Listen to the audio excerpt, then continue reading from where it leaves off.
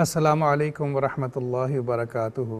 मोहतरम नाज़रीन, आपका मेज़बान मोहम्मद आमिर करीम आपके प्रोग्राम अल-बिलाग के साथ हाज़िर ख़िदमत है। आज का प्रोग्राम करने का एक जो मौज़ू मैंने मुंतख़ब किया, उसकी एक वजह ये बनी कि हर नमाज के बाद मैं थोड़ी सी हदीस पढ़ लेता हूँ और कुछ नमाजी बैठ के हदीस को सुनते हैं।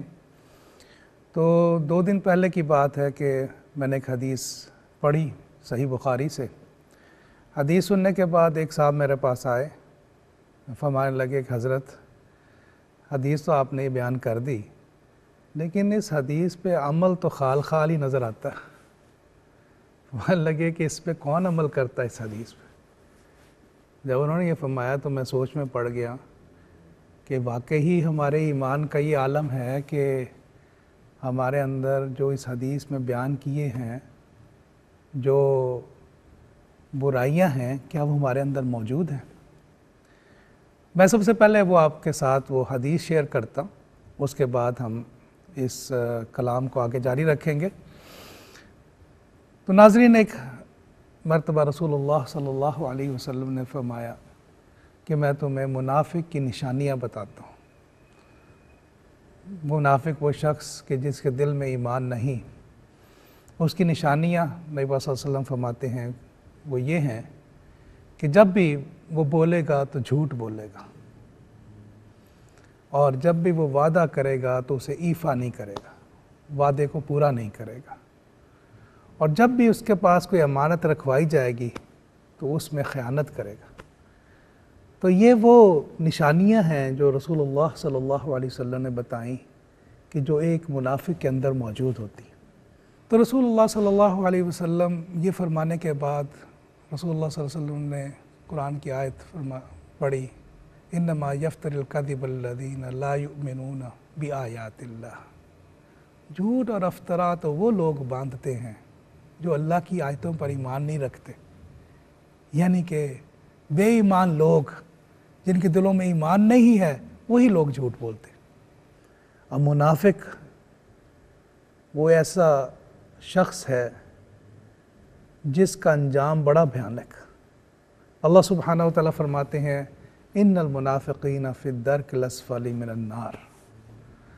मुनाफिकों के लिए जहन्नम का सबसे नीचे वाला दर्जा, यानी कि मुनाफिकों को उन काफिरों और मुशरिकीन से भी नीचे रखा जाएगा और उनसे भी ज़्यादा हौलनाक अज़ाब दिया जाएगा। वो लोग जो कि दावा करते हैं कि हम मुसलमान हैं लेकिन ईमान नहीं, यानी अल्लाह से इस्तेहज़ा करना। अब जब उन हज़रत ने मेरे साथ बात की तो मैं 1 मिनट सोच में पड़ गया। मैंने अपनी ज़िंदगी के मामूलात देखने शुरू किए। मैं सोचने लगा कि क्या पहली बात जो नबी सल्लल्लाहु अलैहि वसल्लम ने फरमाई कि मुनाफिक जब भी बोलता है झूठ बोलता है, तो क्या हमारी ज़िंदगी में झूठ मौजूद है। तो परेशानी शुरू हो गई क्योंकि बड़े मामलात हैं। मैं सोचने लगा झूठ कई किस्म के बोले जा रहे हैं।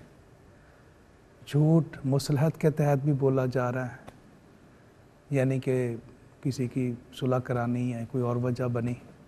झूठ जो है लालच के तौर पे भी बोला जा रहा है। कोई दुकानदार है, वो अपना सौदा बेचना चाह रहा है, वो आपको वो गलत जो है उसकी कीमत बताएगा। झूठ किसी से डर के भी बोला जा रहा है कि अक्सर होता है कि शोहर जो है अपनी बीवी को सही बात नहीं बताते कि कहीं घर में झगड़ा शुरू हो जाएगा, कोई और बात हो जाएगी। और आलम तो ये हो गया कि मियाँ बीवी एक दूसरे के मोबाइल चेक कर रहे होते हैं, यानी कि दोनों को एक दूसरे पे यकीन नहीं होता कि ये जो बात मुझे कर रहे हैं ये सच्ची बात है कि झूठी बात है। झूठ के कई रंग, मज़ाह में भी झूठ बोला जाता है। और मैंने ये सोचा तो बड़ा, मुझे 1 मिनट के लिए तो खौफ आया कि हमारी ज़िंदगी के मामूलात क्या हो गए हैं और अगर हम झूठ में इस तरह गर्क हैं तो फिर हमारे ईमान का क्या आलम है। तो आज इस प्रोग्राम के वसातत से मैं आपको भी ये लम्हा फ़िक्रिया, एक सोचने का एक नया अंदाज़, आप भी इस मामले में सोचें और वो जो मामलात हैं उनको दुरुस्त करने की कोशिश करें। मैं भी इस बात में सोचता हूँ। हम इस पे सोचते हैं कि ये झूठ के रंग कौन कौन से हैं और हम किस तरह झूठ में मुब्तला हैं। सबसे पहले तो मैं चंद हदीस बयान करना चाहता हूँ जो वईद के तौर पे आई हैं, जो नबी सल्लल्लाहु अलैहि वसल्लम ने झूठ के ऊपर वईद। पहली तो मैंने आपको हदीस बयान कर दी कि ये तो मुनाफिक की निशानियों में से एक निशानी है।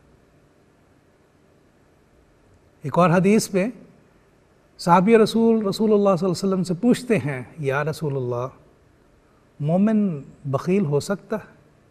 रसूलुल्लाह सल्लल्लाहु अलैहि वसल्लम फरमान लगे, हाँ मोमिन बख़ील हो सकता है, यानी कि पैसा जोड़ के रखता है। साहबी रसूल पूछने लगे, या रसूलुल्लाह, मोमिन बुज़दिल हो सकता है? रसूलुल्लाह सल्लल्लाहु अलैहि वसल्लम फरमान लगे, हाँ मोमिन बुज़दिल हो सकता है। साहबी रसूल पूछने लगे, या रसूलुल्लाह, मोमिन झूठा हो सकता है? रसूलुल्लाह सल्लल्लाहु अलैहि वसल्लम फरमान लगे, नहीं, मोमिन झूठा नहीं हो सकता। मोमिन झूठ नहीं बोलेगा। वो इफ्तरा में लोग झूठ बोलते हैं जो कि अल्लाह की आयतों पर ईमान नहीं लाते।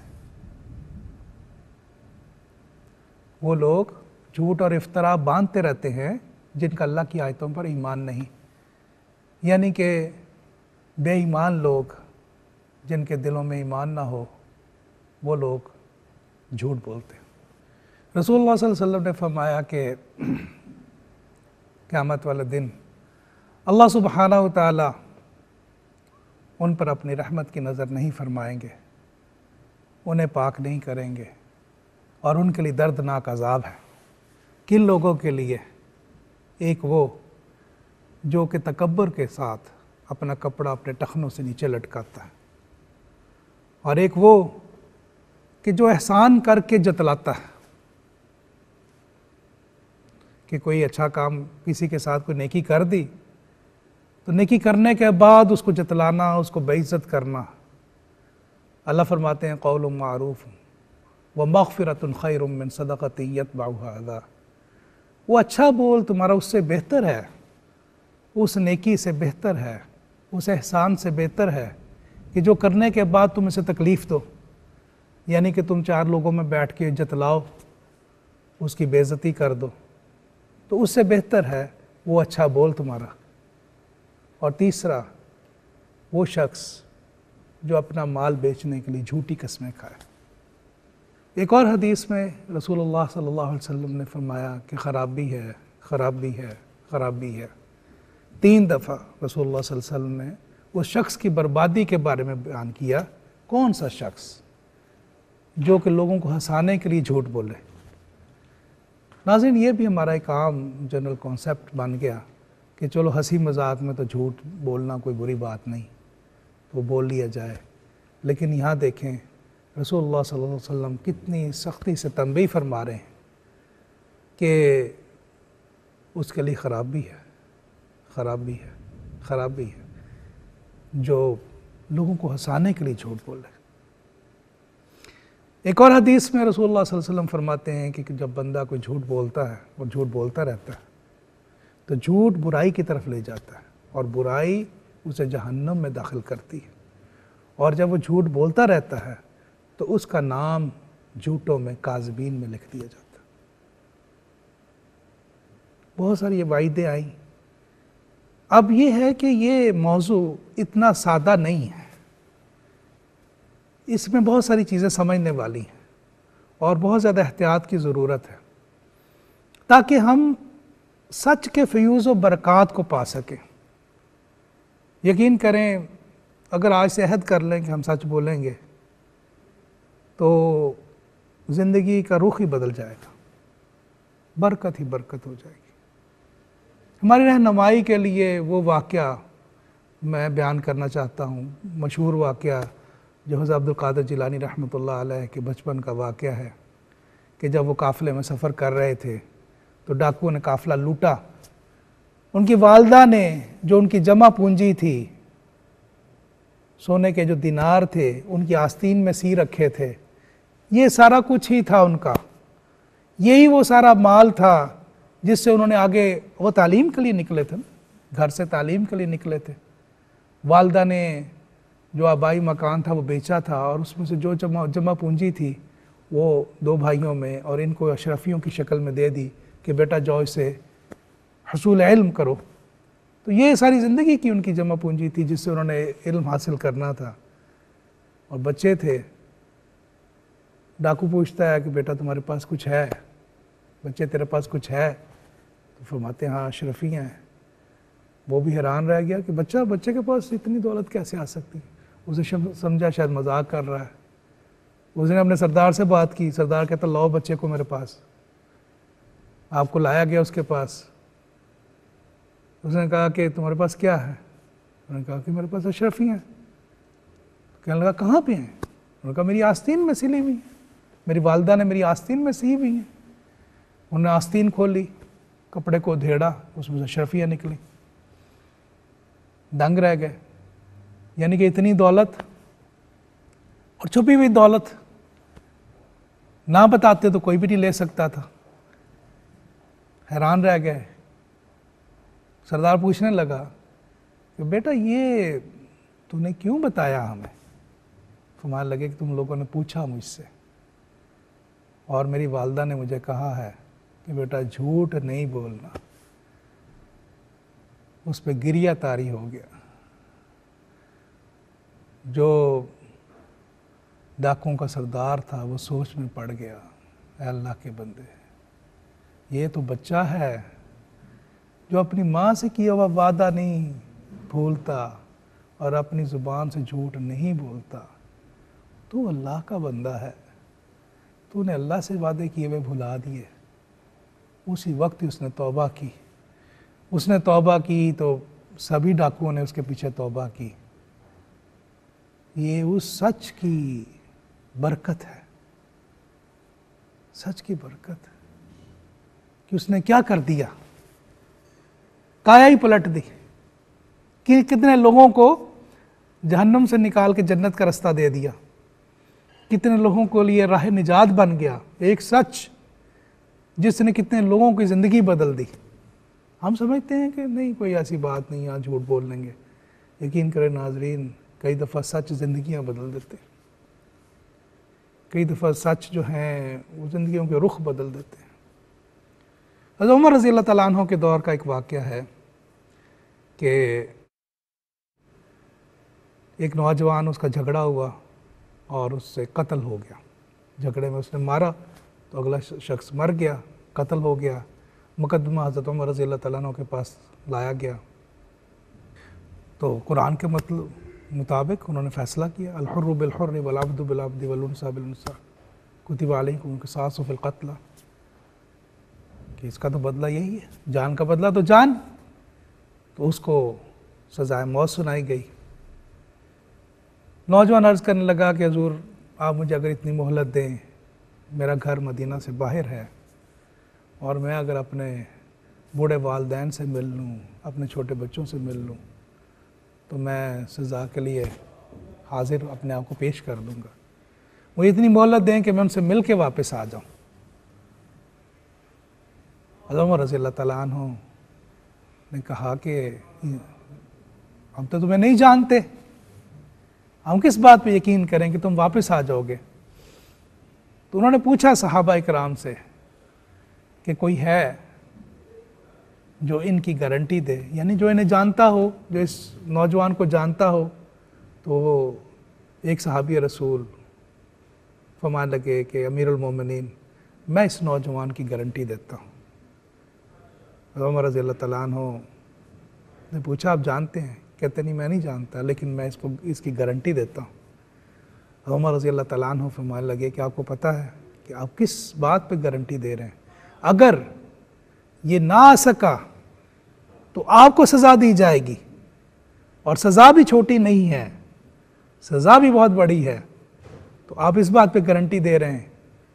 उन्होंने फरमाया कि अमीरुल मोमिनीन, हाँ मैं इस बात की गारंटी दे रहा हूँ। नौजवान कहने लगा कि मैं असर तक वापस आ जाऊँगा। उसे भेज दिया गया, चला गया। अब वक़्त गुज़रना शुरू हुआ, दोपहर ढलनी शुरू हुई, सूरज ढलना शुरू हुआ, लोगों में परेशानी और इज़्तिराब पैदा होना शुरू हुआ। उन्हें ज़्यादा फ़िक्र उन जलीलुल क़द्र सहाबी की थी कि जो तो बेगुनाह थे और उन्होंने एक नौजवान की गारंटी दी थी। और जब सूरज ढलने लग पड़ा, असर का वक्त होने लगा, तो अमीरुल मोमिनीन हज़रत उमर रज़ी अल्लाह तआला अन्हु भी परेशान होना शुरू हुए, क्योंकि उनका भी क़ल्बी ताल्लुक़ था, उनका भी क़ल्बी ताल्लुक़ था सहाबी रसूल। लेकिन अदल के मामले में तो अमीरुल मोमिनीन तो वो थे जिन्होंने अपने बेटे को कोड़े लगवाए। हज़रत उमर रज़ी अल्लाह तआला अन्हु ने अपने बेटे शाहमा को कोड़े लगवाए। अदल के मामले में तो वो ऐसे थे। अब परेशानी और इज़्तिराब शुरू हुआ कि क्या होगा, अगर अब ये वक्त गुज़र गया तो सज़ा जो है इन सहाबी रसूल को दी जाएगी। अब ये असर का वक्त होने लगा था कि लोगों ने देखा दूर से गुबार उड़ रहा है और एक घुड़सवार सरपट घोड़ा दौड़ाता हुआ आ रहा है गुबार में गुम। जब वो करीब पहुंचा तो देखा तो वो नौजवान था, पसीने में शराबूर था। माज़रत करने लगा कि मुझसे थोड़ी देरी हो गई, लेकिन मैं अपने वादे के मुताबिक पहुंच गया हूँ। लोगों पे कैफियत तारी हो गई कि क्या नौजवान है। और उधर मकतूल के लवाहकीन भी खड़े थे। हज़रत उमर रज़ी अल्लाह तआला अन्हु भी खुशी सरशार हो गए और उसका ऐसा उनके दिलों पे असर हुआ कि इस नौजवान ने अपनी बात की पास रखी, जो बोला झूठ तो बोला ही नहीं, सच बोला। तो उन्होंने माफ़ कर दिया, खून का बदला माफ़ कर दिया उन्होंने। हज़रत उमर रज़ी अल्लाह तआला अन्हु उन सहाबी रसूल से पूछने लगे, आप इन्हें जानते थे इसे? उन्होंने कहा कि या अमीरुल मोमिनीन, मैं तो नहीं जानता था। तो वो कहने लगे, फिर आपने इतनी बड़ी गारंटी कैसे दे दी? कहने लगे कि ये नौजवान कलमा गो है, ये मेरे नबी सल्लल्लाहु अलैहि वसल्लम का उम्मती है, और मेरे नबी सल्लल्लाहु अलैहि वसल्लम की तालीमात तो ये हैं कि उम्मती जो है झूठ ना बोले। तो मैंने इसकी ज़ुबान पे एतबार किया कि कलमा गो है, कलमा गो झूठ नहीं बोलेगा, तो मैंने इस पे आपको गारंटी दी। अल्लाह अकबर। क्या हुआ? उस एक सच ने क्या किया? काया पलट दी। इसलिए नाज़रीन, ये सोचना कि नहीं ये छोटी सी बात है, इस पे ऐसे हो जाएगा वैसे हो कर लें, कई दफ़ा झूठ जो है, और फिर होता क्या है कि झूठ की चूँकि बुनियाद नहीं होती, तो उसको छुपाने के लिए हमें कई हज़ार झूठ बोलने पड़ते हैं।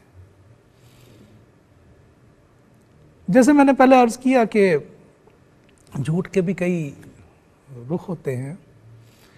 इंसान कभी किसी मजबूरी के तहत झूठ बोलता है, कभी लालच के तहत झूठ बोलता है, लेकिन सबसे बुरी बात तो ये कि इंसान आदतन झूठ बोलने लगे, यानी कि इतना झूठ बोले कि उसकी आदत बन जाए। अब उससे सच बोले भी, यानी कि झूठ ना बोले तो कोई फ़र्क नहीं पड़ेगा, लेकिन चूँकि आदत बन गई है तो झूठ बोलना है। अब सोचे कि दिल का हाल क्या हो गया, ईमान का हाल क्या हो गया। मिसाल के तौर पे कोई साहब आ रहे हैं, ट्रेन पे आ रहे हैं, दोस्त का फ़ोन आएगा कि भाई कहाँ पहुँचे? बस मैं पहुँच गया स्टेशन पे, अभी वो स्टेशन कहीं दूर होगा। या फ़ोन आएगा, आप किधर हो? भाई मैं इधर खड़ा तुम्हारा इंतज़ार कर रहा हूँ, तुम कहाँ पे? नज़र ही नहीं आए। या कोई आप लेने के लिए पहुँच गया है, अगला बंदा आया तो मैं एक घंटे से इधर खड़ा हूँ, अभी आप 2 मिनट पहले बंदा आया होता है, मैं 1 घंटे से तुम्हारा खड़ा इधर इंतज़ार कर रहा हूँ, तुम कहाँ रह गए थे? ऐसे बेशुमार आपको झूठ मिलेंगे हमारी ज़िंदगियों में कि जो अगर ना भी बोले जाए तो कोई ऐसा मसला नहीं, अगर सीधी बात कर दी जाए उससे कोई नुकसान नहीं, लेकिन आदत बन गई। इतनी का आदत बन गई कि हम अपने मामूलात ज़िंदगी में छोटी छोटी बातों के ऊपर भी सच नहीं बोलना। घर में है, वालिदैन नहीं है, आदत बन गई। हालांकि इससे कोई फ़र्क नहीं पड़ेगा कि अगर सच बोल दिया जाए तो।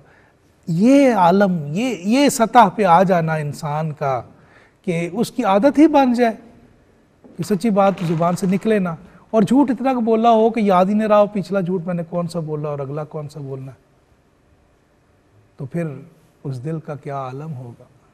आप खुद सोचें, क्या उस दिल में ईमान होगा? कि उस दिल में ईमान होगा? और आलम तो यह हो जाए जहाँ पे कि इंसान जो है झूठ के ऊपर नेकी करने की कोशिश करे। आप पूछेंगे झूठ पे कैसे नेकी हो सकती? मिसाल के तौर पे कोई बंदा कहे मैं उम्रा करने जा रहा हूँ, सिक लीव पे चला जाए कि जी मुझे छुट्टी नहीं मिल रही थी तो मैंने सिक लीव ले ली। अल्लाह के बंदे, कभी बुराई के ऊपर भी नेकी की इमारत खड़ी हुई है।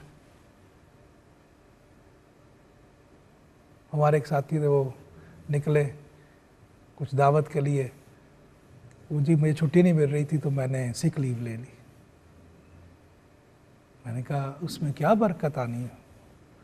उस आपकी बात में क्या बरकत आनी? अगर नहीं छुट्टी मिल रही तो कोई बात नहीं, लेकिन जो बात सच है, अब देखें अल्लाह वालों ने तो अपनी जान की परवाह ना की और उस पे, हालांकि उसमें शरीयत जो है हमें ये देती है गुंजाइश, वो भी हम मौजू बहस लाते हैं कि किन किन जगहों पे झूठ बोला जा सकता है। शरीयत हमें गुंजाइश देती है, लेकिन इसका मतलब ये नहीं है कि इंसान जो है अपने शब व रोज़ झूठ के साथ ही बसर करना शुरू कर दे, शुरू दिन ही उसका झूठ के साथ हो, और इतना हो कि करीबी रिश्तों में भी आपको एक दूसरे पे एतमाद ना रहे, बाप को बेटे की बात पे एतमाद ना रहे, बीवी को शोहर की बात पे एतमाद ना रहे, माँ को बेटी की बात पे एतमाद ना रहे कि ये झूठ कह रही है, सच कह रही है, तो इखलाकी गिरावट का अब क्या आलम होगा फिर? तो क्या फिर हम अल्लाह सुब्हानहू तआला से अपना ताल्लुक़ जोड़ सकते हैं? ऐसे झूठों को अल्लाह अपनी मोहब्बत से नवाजेंगे क्या?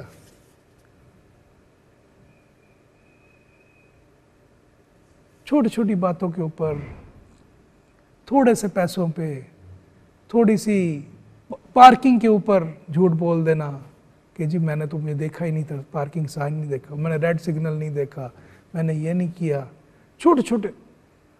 और उस पे तो सबसे बड़ी बात यह है कि जिनके ऊपर कोई ज़रूरत ही नहीं झूठ बोलने की, जिस जगह वहाँ पर भी झूठ बोल देना, क्योंकि आदत बन गई इतनी ज़्यादा। ये बहुत बड़ा लम्हा फ़िक्रिया, ये लम्हा फ़िक्रिया है, क्योंकि नबी सल्लल्लाहु अलैहि वसल्लम फरमाते हैं कि मोमिन झूठा नहीं हो सकता। हमें अपनी ज़िंदगियों में इस चीज़ का देखना कि ये हमारी ज़िंदगियों से निकल जाए, और हर सूरत में देखना। मिसाल के तौर पे जैसे कि बच्चों की होता है, बच्चों को डर होता है, वालिद ने पूछा बेटा नमाज़ पढ़ ली? कि नहीं कहा तो हो सकता है वालिद सरजनश करें, जी पढ़ लीजिए। एक नमाज ना पढ़ी और ऊपर से वो भी झूठ बोल दिया। जैसे कि रसूलुल्लाह सल्लल्लाहु अलैहि वसल्लम ने एक दफ़ा कुछ खाने को मरहमत फरमाया, तो सहाबियात थी, तो उन्होंने कहा कि हमें ज़रूरत नहीं, यानी कि हाजत नहीं। तो रसूलुल्लाह सल्लल्लाहु अलैहि वसल्लम फरमाने लगे कि अपनी झूठ और भूख को बाहम इकट्ठा ना करो, यानी कि भूखे भी हो, भूखे भी और फिर कहो कि नहीं मैंने नहीं खाना। और हमारा तो ये आम रवाज हो गया ना जी, किसी की तरफ मिलने के लिए जाएंगे, वो कहेंगे जी मैं फलाना, आप क्या खाएंगे? नहीं जी कोई ज़रूरत नहीं, कुछ नहीं, बस मैं तो बिल्कुल पेट भरा हुआ, मैं अभी खाना खा के आया हूँ जी।